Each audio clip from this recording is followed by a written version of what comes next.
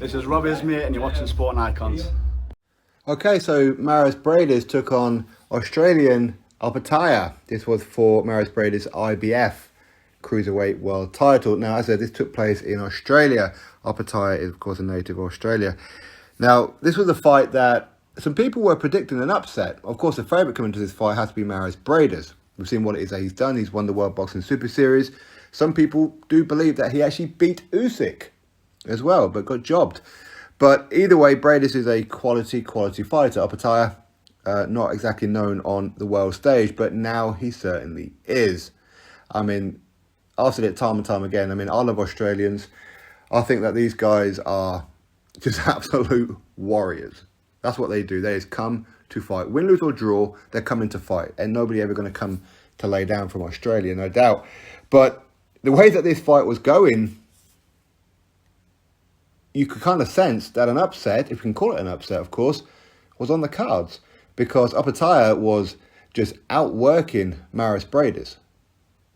Now, Briedis was trying to be busy, but Opetaia, just every time Briedis come a little bit close, Opetaia would just land those awkward, short, fast shots. Very, very good counter-puncher. So whenever Briedis was in distance, a punch would be coming at him. Sometimes combinations. Now, Opetaia's a southpaw fighter, and to be honest with you, I think that probably the best rounds for Mairis Briedis were probably round 7. I felt he was pretty dominant in that one.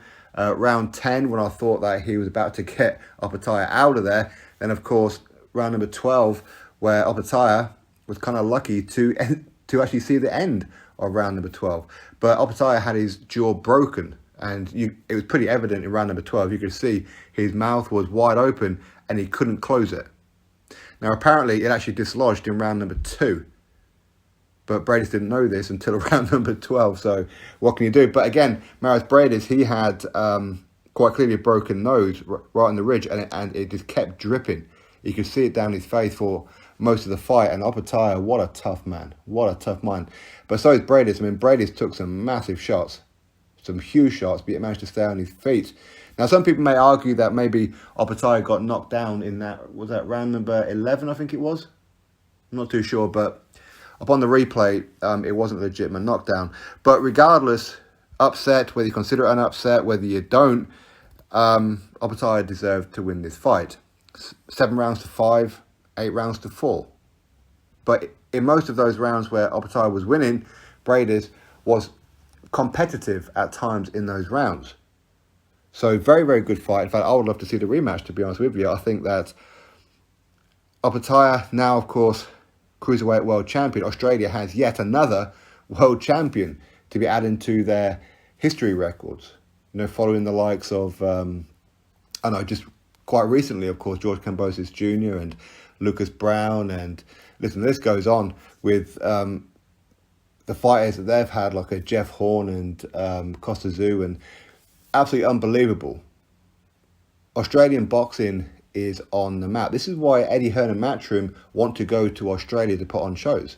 It really is. Of course, Ebony Bridgen, she's currently a world champion. Scar Nicholson is pretty much a shoe-in to become a world champion at some point. And so are many, many other fighters that Australia has. So Australia is starting to make big waves in boxing. But Mairis Briedis, listen, he went over there. He fought his best, but he did come up a little bit short. In the rematch, could Briedis do better? You would imagine so at times. I think that Briedis, he started okay, but he wasn't as fast and as punishing as what Briedis normally is. But is that down to the fact that Opetaia was just tagging him every time he walked in, just tag him, and that big left was a problem. It really was. I mean, he caught Briedis with some massive uppercuts. And I think it was actually an uppercut that may have broke the jaw of Opetaia as well. So, you know, thinking about it, I mean, both these guys were throwing a lot of uppercuts in this fight, but I felt that Opetaia, it's just that he was outlanding Briedis, outworking Briedis.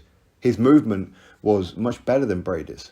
It was, but anyway, congratulations to him. Australia have a new world champion in the Cruiserweight division. Drop your thoughts below, click thumbs up, subscribe, and I'll catch you next video.